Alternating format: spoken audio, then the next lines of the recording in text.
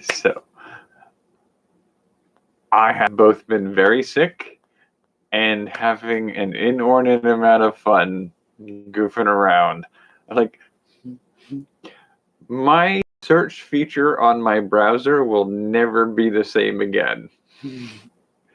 Like, I have words I don't know how to pronounce coming back as the first result when I type in 2 letters. It's hilarious. Like, my whole, like, you know that you type in a couple letters and it suggests what you might be asking? Mine now has a long list of words in Finnish, Greek, Latin. I think I've got some German in there, maybe a little bit of, oh, what was the other one that I did a fair amount of? Can't even remember. It's hilarious. There's just this big long list of words that I can't pronounce, but they come as my first search results now. Because I would do a use that Google Translate, type in a concept, see what it gives me, take that word, chunk it into a Google search, find a Wiktionary translation, trace the etymology of the term, find the roots of the components of it, chase the roots of those, pull them out and rephrase them phonetically. That's what I've been doing all day. And then I usually search the word that I take the word that I end up choosing, search for it to see if it has some connotation that I don't want applied to it. And so my search history's now got to be the most confusing thing anybody's ever looked at. Oh, and I also did, I made my, just a side note, it's not anything to do with my world building, but I did make my French toast out of wheat tortillas. And I took some of my leftover candy cane that I bought bulk of during Halloween, Christmas time, the cinnamon and the apple one, and cooked them down into a syrup for the French toast. It was actually very good. It tasted pretty good today. But I only got away with doing that because I was already sick. I wasn't going to make myself any sicker by eating that. So I've had a day of weird things going on. But I feel like I made some definite progress. Some of this was part of what we did last night. So as I played with it more, I've got the name of the divine realm as the Empyrean Realms, or Imperial Realms, depending on how you want to do it. But the Empyrean Realms is the main area the characters start up in. Now, that's the campaign title. I might use that as the general name for the known world. The area beyond their known world may be Kylum or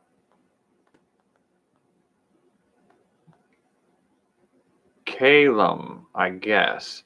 I'm trying to remember the pronunciation they used. It's hard to catch some of the pronunciation, but it struck me very interestingly here as Calum is the gender neutral, the neuter term, and it means celestial, sky, space, or universe, depending on how you apply it. The masculine version of it is Kalis, which, if I remember correctly, is the name they used for the king of the Klingons, or the emperor of the Klingons in Star Trek.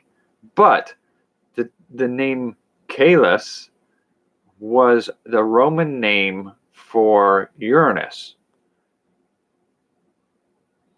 Now, that all aside, you can use that. It means the sky. And so as I've built the Empyrean realms to be a long flat earth with cities and towns that float above its surface, it occurred to me not that long ago that I could build it as sort of like a small continent, like Ireland or England, and have it floating in air. So you have like the cities floating above the island, but the island comes to edges, and beyond those edges is just open sky. And so the continent floats, and above the continent are floating small islands that are city-states. And so what's beyond the edges of the sky? Are there other floating continents like that? Maybe. I think there probably are. But that just comes from exploring the meaning of the name and seeing what I can do with it, is getting a sense of like a broader universe out there.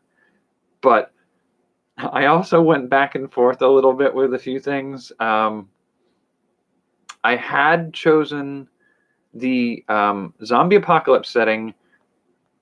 We talked about calling Merc Riders. Now, I looked at that later and I went, just call it Merc. MYRK is the setting name. That works fine.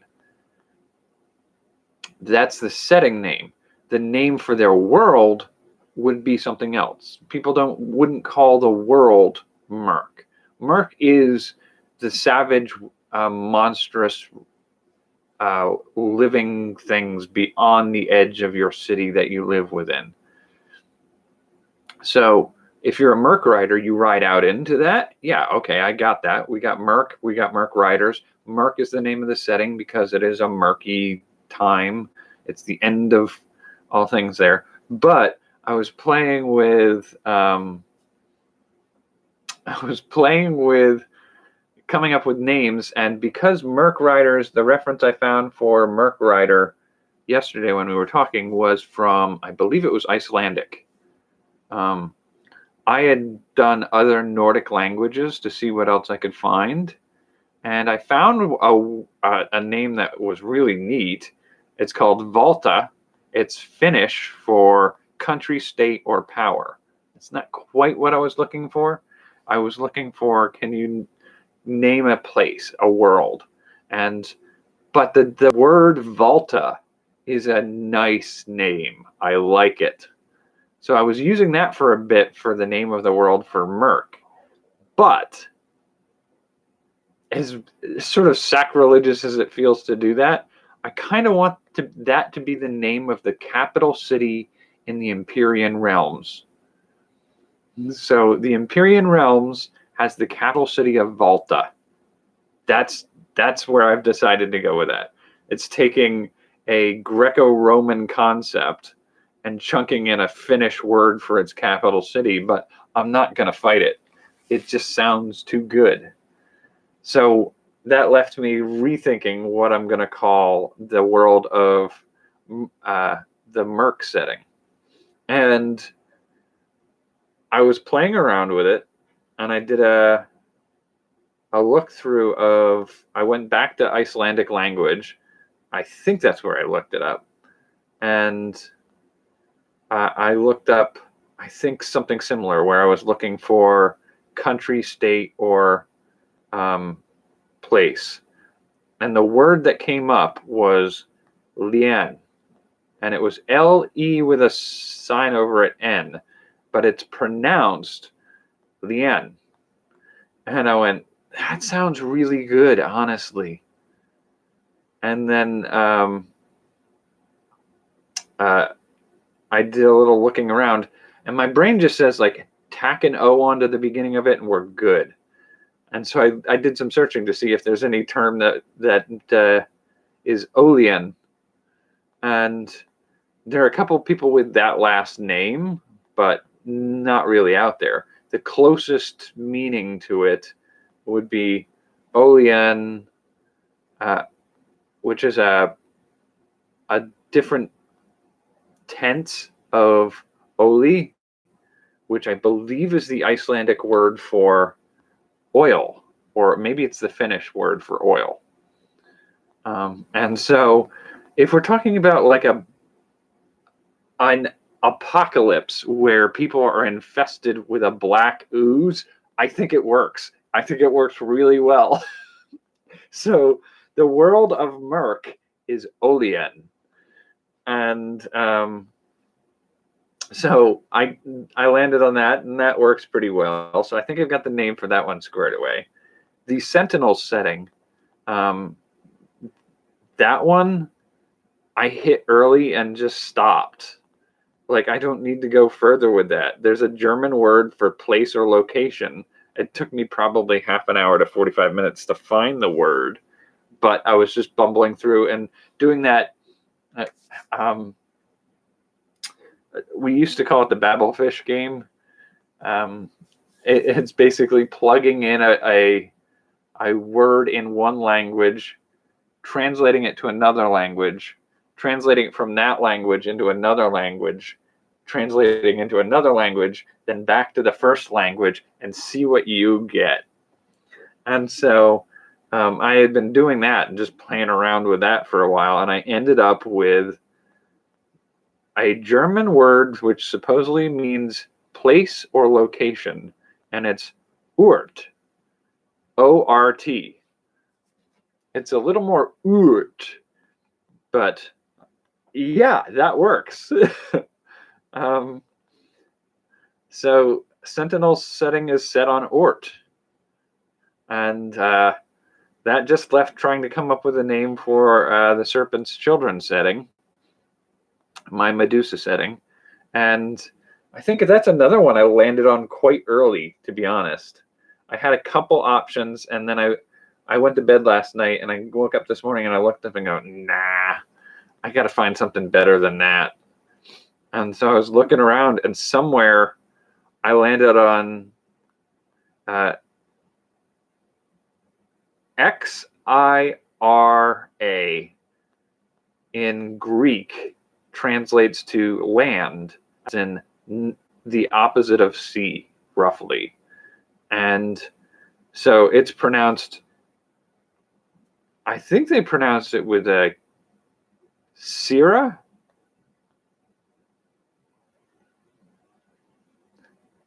And I've spelt it with a Cyra, just because I think that looks better. But Xira is a viable spelling option. It's just a little more transparent where that comes from. So I sort of named the settings. I'm not sure I'm digging the Serpent's Children as the name, but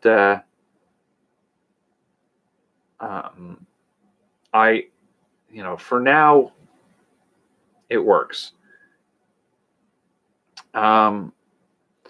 And some of that informed a few other things. So I want to see if I can go down here and find where some of that happened. Was did that not stick? Okay, so in the sub-races of the Medusan population, I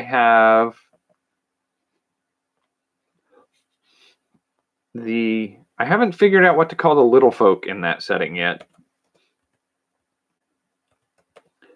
But the sub-races in there, the little folk, Medusa, the Medusans, Delphine,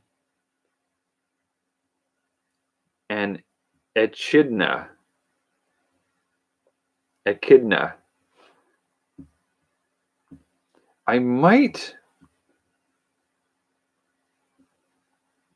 I'm debating whether or not to call the little folk, like there's the option of using the other term, which would be the Gorgons. My problem with that is that I want sort of all of them. I might do, as I was doing the research, the echidna was roughly translated into serpent women. And that may be a better choice for naming all of them, since it's a parthenogenically all-female reproducing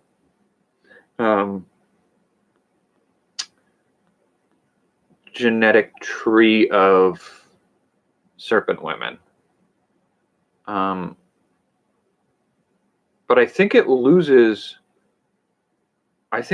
some of the meaning, because a lot of people don't know echidna. They don't know that as a name of a mythical creature, and they don't know its roots. Whereas saying Medusan, you know that. And if I say Gorgonoid, that's a little easier to understand its roots. So I think I want to stick with Gorgonoid for all of them. I'm going to do Echidna for one of the subsets, the Delphines, and I still got to figure out what I'm going to do for the little folk, but I could probably let's just hop over right now and use Google Translate again and have a little fun. So we're looking at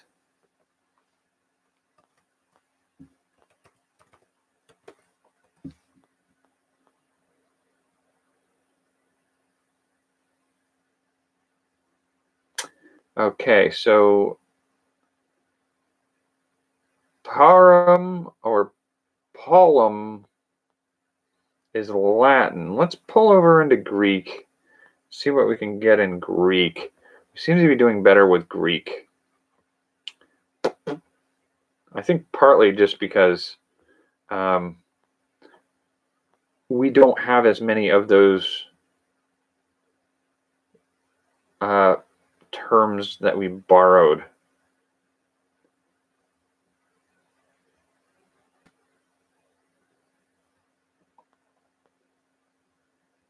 So we've got, and the hard part is Google Translate, it doesn't give you a Romanized alphabet transliteration of it.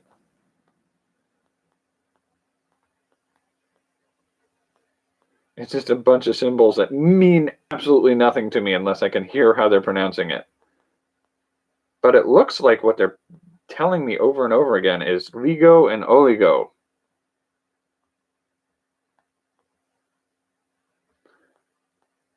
And I don't know that that's what I want. Doesn't have the right feel for it. Mikros. Yeah, that's a little too on the nose. Okay, so we looked at little.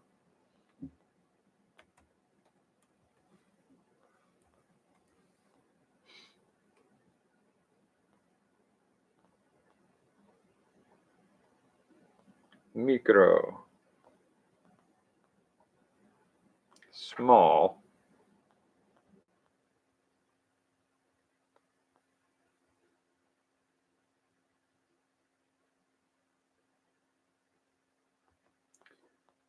I'm guessing this is going to be a variant on that oligo, micros. Okay, so that's not yielding much right now for me.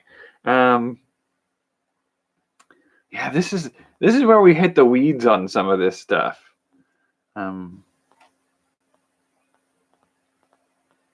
Little, small. We could try dwarf.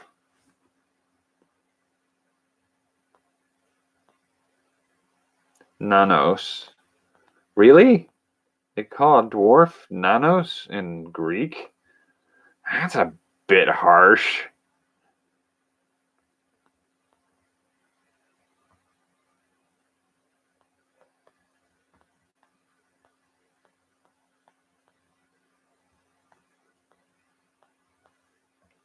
So the translation on this is turning into a pain in the butt. Nanopoyo. Yeah, nope, that's not working. All right, so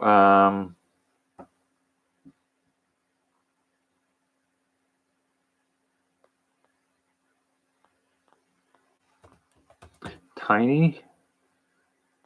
Microscopicos. Nope. No. Oh, Lilliputian. There you go. Let's see what that looks like.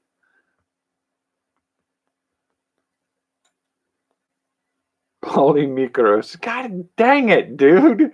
Use a different term. Okay. So, very small.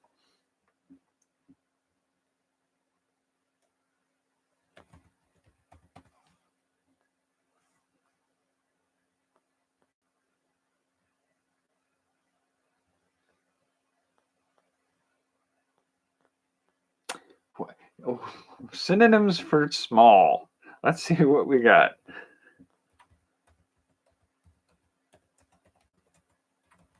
I may have to switch languages.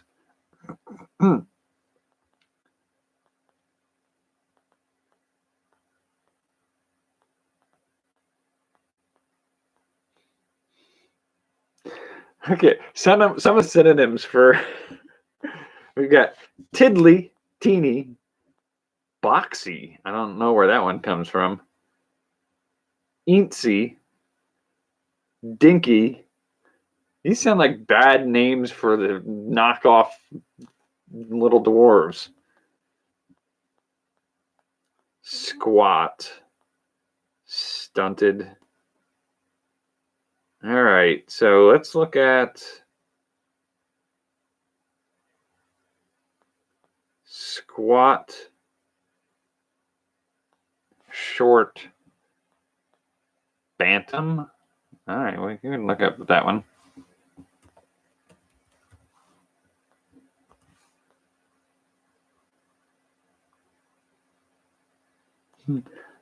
That's the longest Greek word I have ever seen. That's not super useful. Contochondros. Yeah, that's not going to work.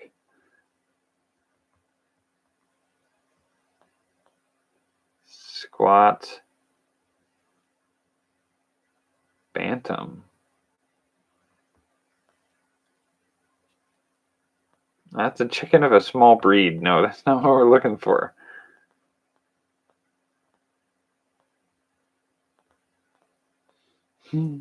Pokey, baby, cramped, boxy, wee, tiddly, teeny, itsy bitsy, half pint dinky. Man, I would be just livid if that were all these things that are equated to being small. Those are all horrible things for somebody to refer to you by.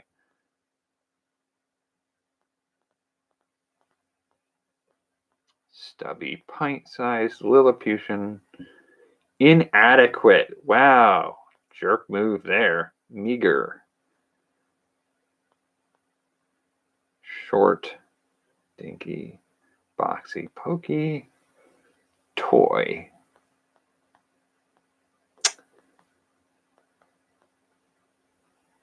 Let's. I don't like most of those. And I don't think some of them will translate well.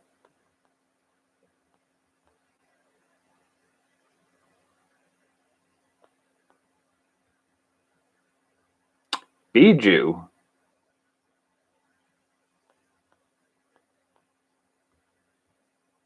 Let's take a look at Bijou and see what else it says.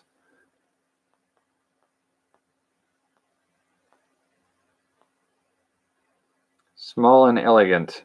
Well, that's better. Snug, desirable, sought after, elegant, fashionable, compact. Yeah, it's not really giving me what I'm looking for, so I may have to just come back to it. I'm not going to sit here and bounce my brains off of it all night long.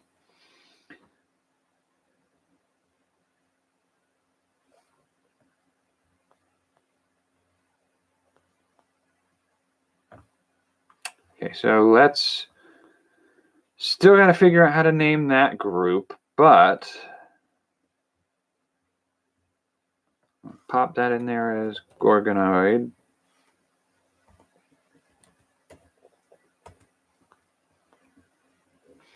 And then where I was going with this,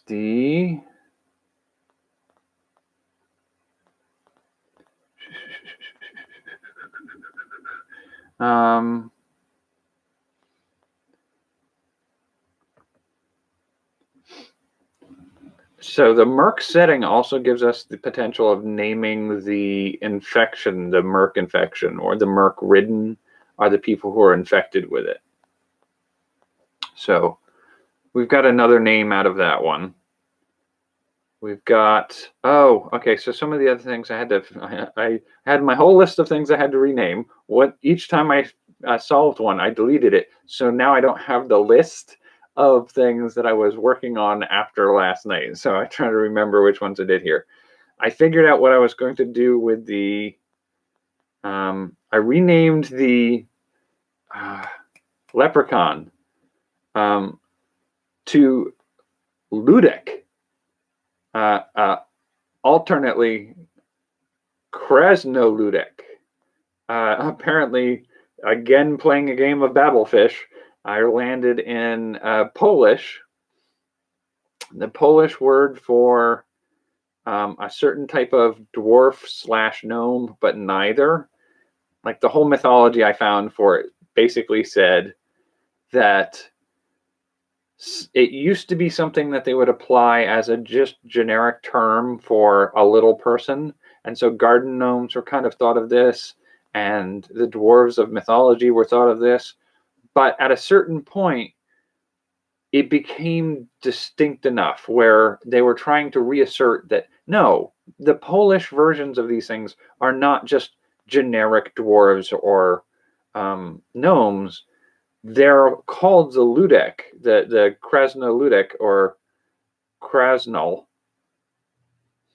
and they're distinct. They're their own thing. So they're trying to reclaim that distinctness that they had before mixing with the other cultures that would redub them essentially dwarves or gnomes.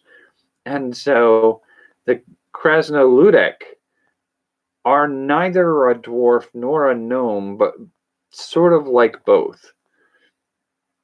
And so that fits perfectly because we were using the leprechaun as a dwarf gnome hybrid. So it works fine. And the actual translation in Polish, I believe, says a ludek is a small person. That works. Krasnoludek means good small people. And that's sort of similar to how in Irish folk traditions, you would refer to them as the good folk, because you didn't want to offend them. When you were talking about them, you never said anything that could potentially be seen as an offensive term. So the good folk or good neighbors was the way you would refer to them. And so that works. So Ludek it is. And that really just left what was I going to call my half-dwarven race. And that one I worked at. It took a while. So I have Rotu, which is based off of the Finnish word for race. So, I mean, that's really what I went with. It works. It's a nice ROTU. It's a nice little clip short name.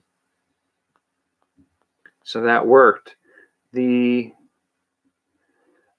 thing I haven't said before, and I've had it for a while in my notes, is when looking at the Chaos Children, the group that I'm referring to as the Chaos Children, the first spawned beings, the giants, dragons, angels, and animals. I just brainstorming a while back, like a month or so ago, was sitting there thinking about how to name the angels and demons, and I didn't want to be super transparent about them being angels and demons. So the characters, when we're playing in this setting, they're going to be essentially minor gods. So you're going to have a lesser race of beings that can become joined to you, like a wizard's familiar. Like Harry Potter had his owl, and Ron Weasley had his rat, and you could have snakes and whatnot as a kind of an assistant, a matching, somewhat intelligent being, but not on the level of us. And so doing the same thing, you have the minor divinities with these companion races that bond with them. I think another good example would be in Anne McCaffrey's Dragon Riders of Pern. There's it's a sort of a science fiction / fantasy set, but they're basically people who colonized an alien world and genetically engineered some of the local life forms to grow into dragons to help combat a plague from space that falls down on their land and everything. It's a very good series. I enjoy it a little bit. I was a fan for a while. I haven't gone back to them for a bit, but I still remember some of those stories very fondly. And one of the things in those stories is the dragons that they ride are now huge. You can ride on their backs, but they were created from these little fire-breathing lizard-type creatures. And they were sort of like half lizard, half mammal. But they were called fire lizards. And these fire lizards hatch from eggs, and they impress on the people or beings around them, so that if you were around them, they sort of telepathically bonded with you for life. And so that's another example of how I kind of imagine this angels and demons bonding to the smaller divinities or even the greater divinities in the Empyrean realms. So with that in mind, I wanted to obscure the fact that they're supposed to be angels and demons. I want them to be sort of like small diminutive fairies or sprites or things like that you can imagine being a familiar, like Hedwig's or Harry Potter's Hedwig owl or something to that effect. And so I wanted that to be the case. And that required naming them something else. But I also wanted to stick to the idea that they're the same thing. The angels are the orderly, lawful companions of the divinities, and the demons or fiends, or however you want to refer to them, they are the companions of those who live outside of the orderly society. The savage, brute, monstrous beings might have some of these little companion familiars as well. And the only difference between the two of them is where they draw their power and where they live. And so I wanted to really just say, like, okay, so if we said angelic beings and demonic beings, or monstrous beings and something for the angelic beings, I didn't quite figure that part out. But if I just made some simplified versions of those words and combined them into a single term, and the term I ended up going with was Monheeli or Mongili. It's Mongeeli, or some equivalent of that spelling. So here's the thing. If you take the first half of that, the mon, and you use it as the root for monster, okay. And if you do something like the German doing the der Mann, or demon. I think Italian does it too. Demon. I have a friend whose last name is D'Amico, and it's the Amigos. Leonardo da Vinci, from Vinci. So taking that same kind of concept and doing the demon and monster for mon, and doing something equivalent of Mongili is the whole race of beings that become demons and angels, and whether you become a mon or a gili or healy, that's dependent on the route you take, who you side with, what powers you draw on. And so the Mongili are the angels and demons of the realm. And I don't think I found a better solution for Beastmen. I'm still playing with it a little bit, but yeah, so I have a name for the angels and demons. I think probably I'll try to refer to them from now on as the Mongili. And then I might rename gargoyles and gremlins, but they kind of work. I don't need to do a lot with them. And then, so we have the realms, a few of the cities, most of the races named. Yeah, I think the only thing I need to really work on there is the Beastmen. And I do have to figure out, there are names I need to come up with for some of the other. Oh, I'll get to that in a minute. So the ones that I was calling the native populations, the Aboriginal, the indigenous peoples of the Empyrean realms, we have kobolds, trolls, harpies, and beastmen, roughly, is what the four main races on that one are.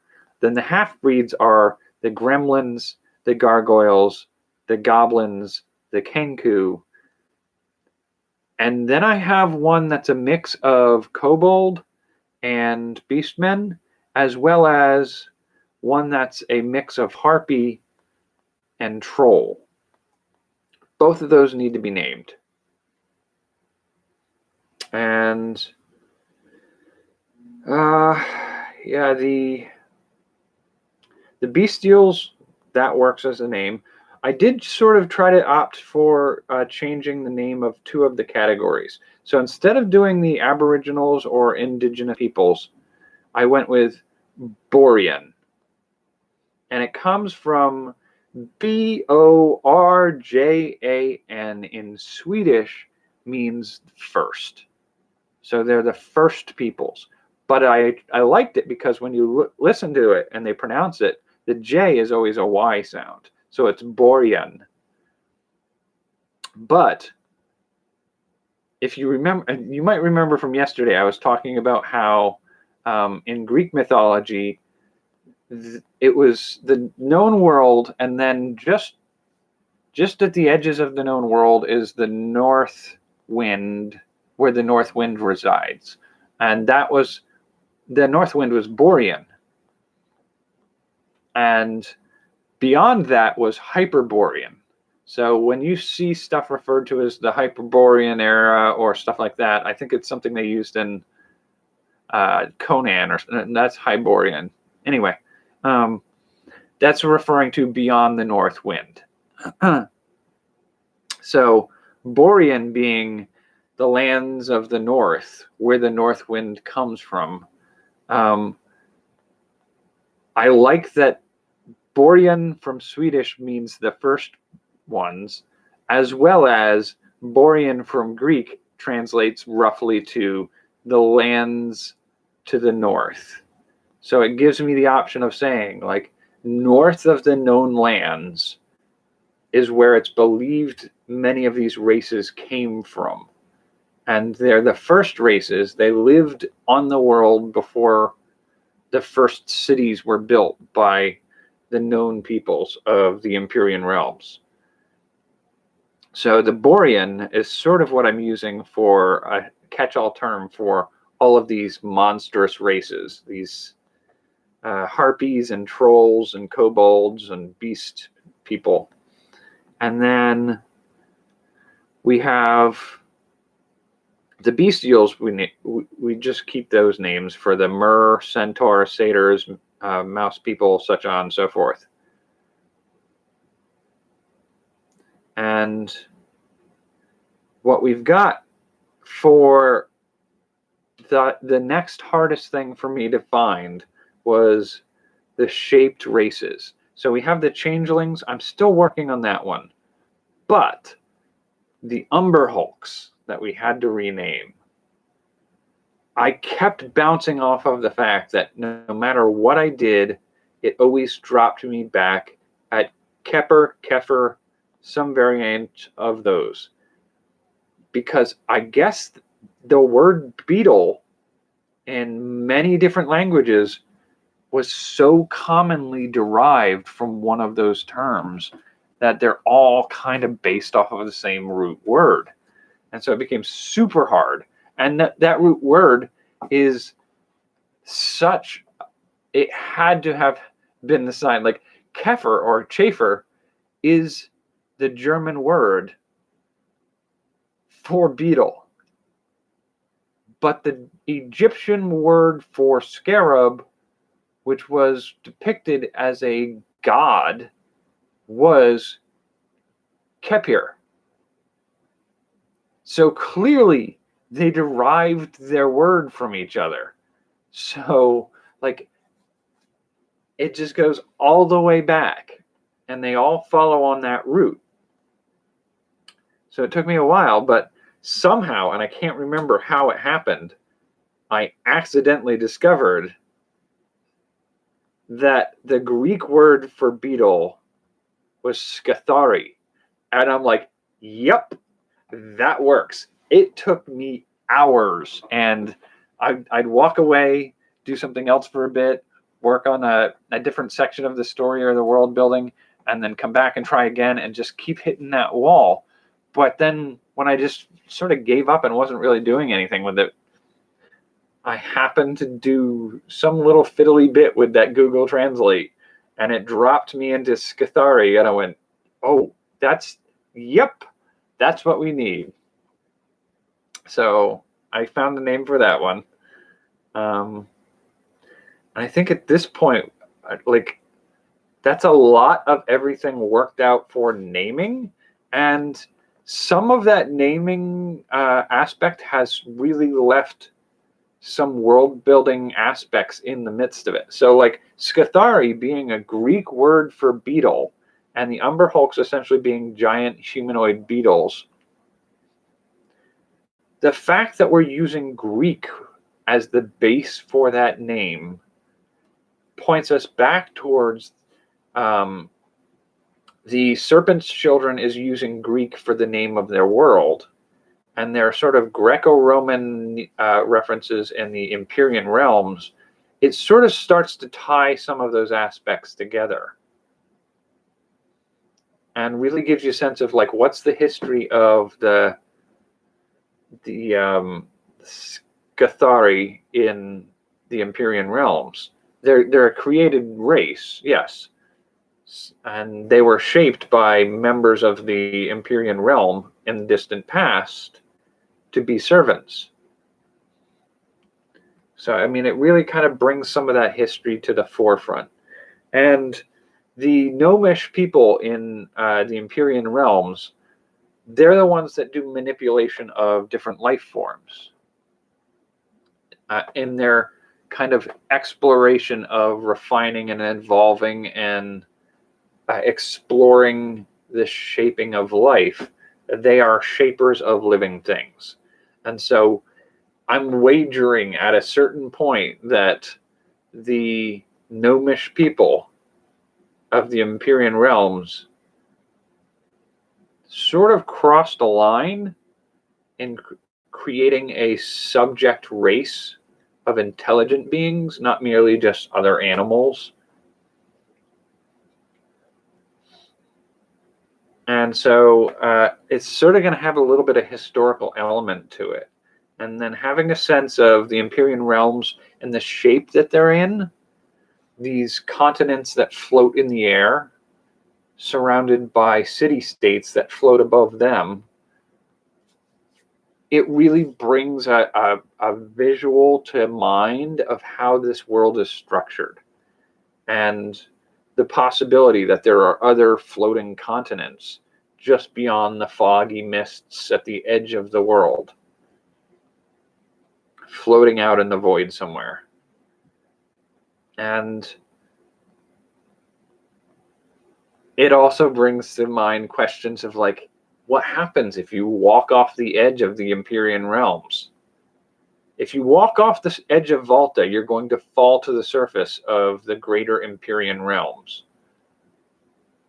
But if you walk to the edge of the greater Empyrean realms and you fall off the edge of that, you fall a very long time. And if you're falling all that time, there's got to be other floating rocks that you're going to hit. It's going to be like an asteroid field at a certain point. You're going to hit something else at full speed. But here's the question. How are we defining the down? At that point, it becomes a question of, is there even really a down when you're not directly over a piece of land? That downward pull seems to be more about the land, the islands, the continents. When you're not on those, do you sort of just drift as if you're afloat in space? That's a very, very curious idea.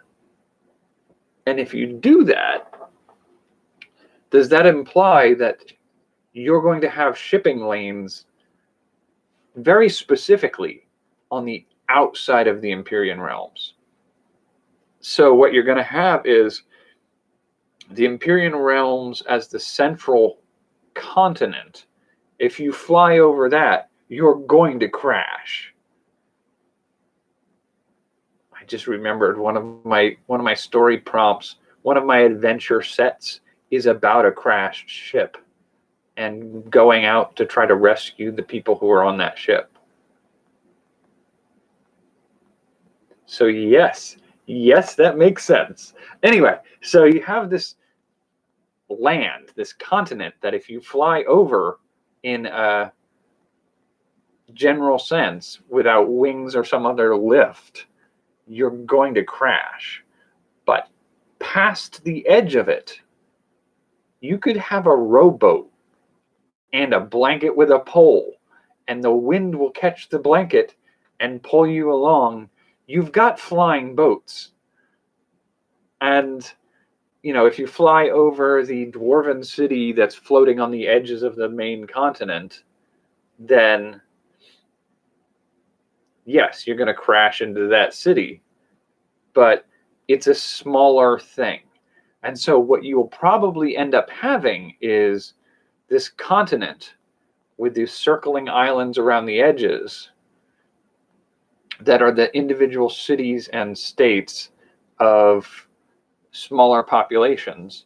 And each of those little islands may have small chunks of rock or like little mini islands around them. And each of these lands can grow by absorbing floating rocks into them and grow larger. That's how the Empyrean realms got as big as they are.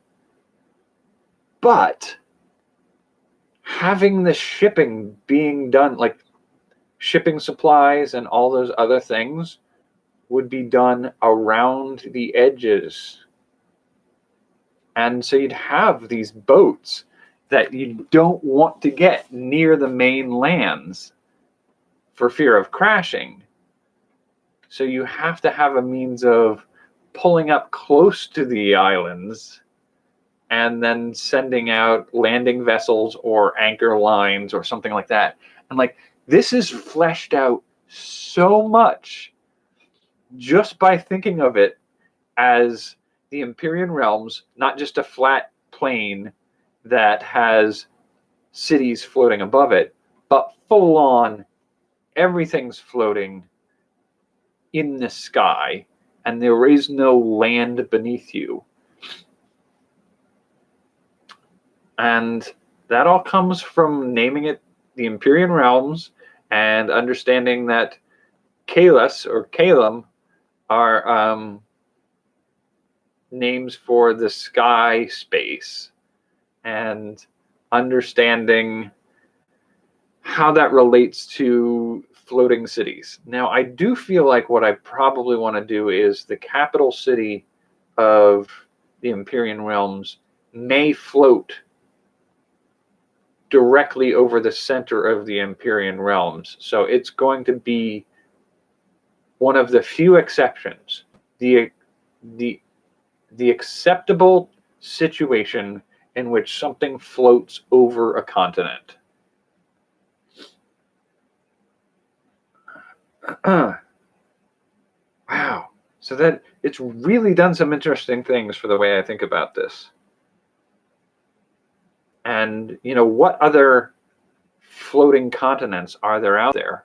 And what cities are there around them? And as we're looking at this setting as the Empyrean Realms are sort of like, it's almost like the realms that would come into existence if the Norse, Greek, Roman, and Celtic pantheons had warred against each other, come to a sort of a truce, and built a trade city between their territories. And then you're exploring, you're living, you have a whole world there. But here's the thing. Each of the beings within that realm is made up of pieces of people on other worlds. So if I were, if it was me on that world of the Empyrean Realms, my ambition or my creativity might be individuals on Merk or Olean or Sira or Kira, however you want to pronounce it, or Ort. So each of those worlds has a fragment of me on it. But that's just 3 fragments of me. There's not really any indicator that says that there aren't 25 fragments of me throughout the cosmos. And so here's the question. What are the odds that one of those fragments lives on a world that connects to a space that's not the Empyrean Realms? So the way I envision this is Merk, or Olean, Kira, Chira, Ort. These are the 3 subworlds where fragments of the divine reside. And they are connected to the Empyrean Realms through gateways or portals that can be opened between them. That's how we're going to do some of the adventure. It's the goal to find those doorways back into the Empyrean Realms. But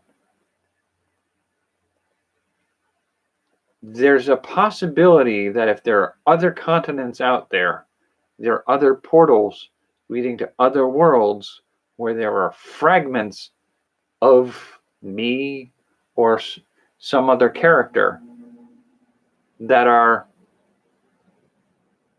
not connected to the Empyrean Realms. It's sort of like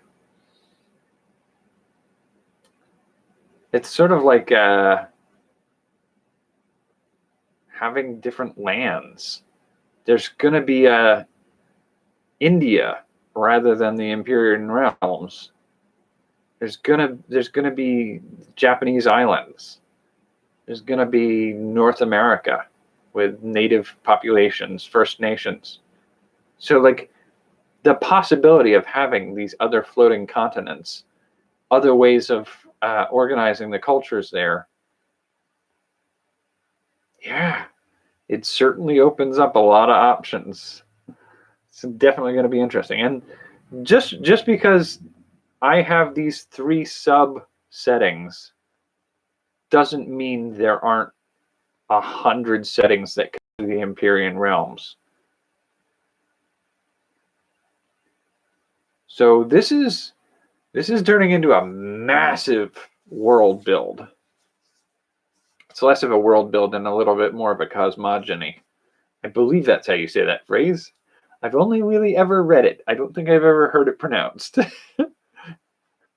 But that is where we are now. So as I gave myself some homework yesterday, I should probably give myself some homework today. We've got the Nomoids, the Boreans, Chaos Children, I might rethink. We've got the Shaped, the Immortal Forms. I think the big ones I have to figure out are the maybe renaming Beastmen. Okay, so let's do that.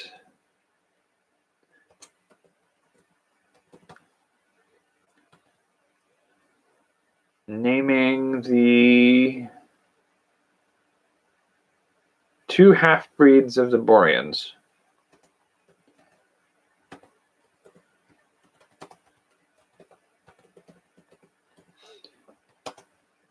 And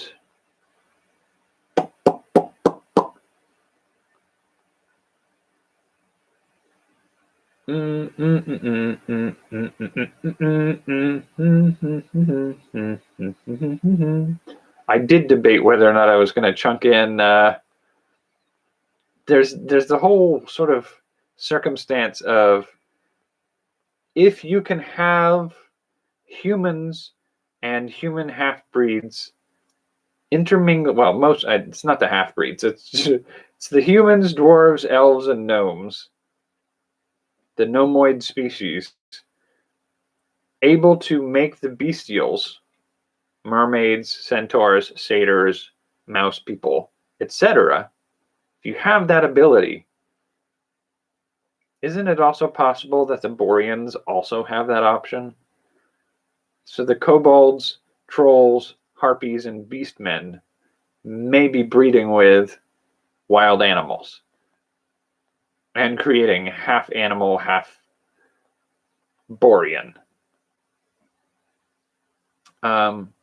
So what does that look like? And so that's a whole nother list of things to add potentially. But for now, oh yeah, I need to do changelings. They need a rename, and I have to do mimics, because mimics are sort of a relative of changelings. And I think it's important to suss that one out, because I did build some understanding of what that looks like. So having the understanding that the gnomes are manipulating life forms. The mimic are usually referred to as treasure chests that reveal themselves to be false treasure chests and monsters that consume adventurers. And you have to kind of think of it as a giant clam. Like those old cartoons we remember from when we were kids. You're underneath the ocean and there's this giant seashell with a pillow and a giant pearl in the middle of it.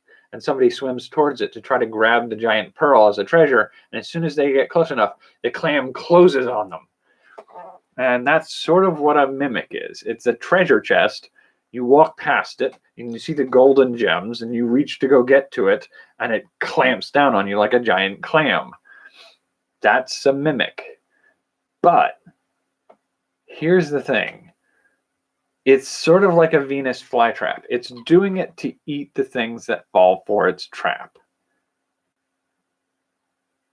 What if you just know what it is and you feed it? Could you have a pet that looks like a treasure chest just follow you around and you feed it just random things? Like you feed it the food that you won't eat. Like you cut your vegetables up, or you peel an orange and you eat the orange and you give it the peel and it just eats it up because it's like, yay, food. You've got yourself a pet. Now imagine doing that and breeding them to become bigger. Pretty soon you have the option of making a car or a horseless carriage that can amble around like a beast of burden. You can ride in it, and all you have to do is just feed it garbage. I'm like, yeah, this makes perfect sense. I can see gnomes breeding these populations of these creatures everywhere. But if you can turn one into a car or a horseless carriage or whatever you want to call it, why can't you build a stationary one into a house or a tower or a castle or a sailing ship that floats through the sky around your island? And so I have this idea of like, okay, yeah, we need to definitely play with more of these mimics, because if gnomes are manipulating and breeding specific life forms, then I can't imagine they wouldn't do some of this. Now, these are going to be of roughly animal intelligence. So riding on a sailing ship that is a living sailing ship, it's going to be a little bit more like riding on a whale. It's like riding on a whale through an ocean of air. And their mimic talent lets them look like sailing ships to a large degree. So with that in mind, like, I need to explore that relationship of the created race of beings that are the mimics, but also the equivalent in a humanoid form, which are shape-shifting humanoids that were sort of the second transgression that the gnomes made. The Umber Hulks and the Changelings. These are intelligent races that were bred as subservient races to the gnomes. They crossed the line, or certain members of their population crossed that line. And perhaps there was a civil war that caused huge problems for the whole Empyrean realms as a consequence. It's Star Wars Clone Wars, but instead of clones versus robots, it's these created intelligent beings used for personal ambitions of powerful beings. So I need to explore the changelings and mimics a bit more. And some of that's going to delineate history. And I think from here on out, I will stop talking specifically about names and races and move more into the history of the Empyrean realms and possibly the history of the subset worlds that I've built. The Merc, Serpent's Children, and Sentinels settings. But we're at an hour now. I've been rambling and having a fun time, and I'm not gotten sick while I've been doing it. So we're maybe on our way out of the sickness. We'll see. I also haven't eaten for a while, so let's see what that looks like. I will catch you tomorrow, I believe, and even if they trick me into a double shift again, which I'm disinclined to do again, but might happen. I should still be able to be on here tomorrow night. I may be so busy playing with this once I get out of work that the time may come for 11 o'clock and I might miss it, but I will still be on here before 11:30, hopefully. So I will see you tomorrow. Take care and have a good night.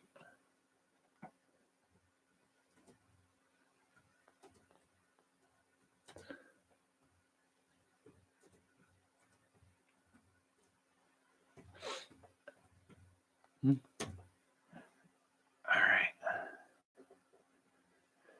Oh, I feel like I want to narrate the histories, sort of like a historian historical documentary. That could be a lot of fun.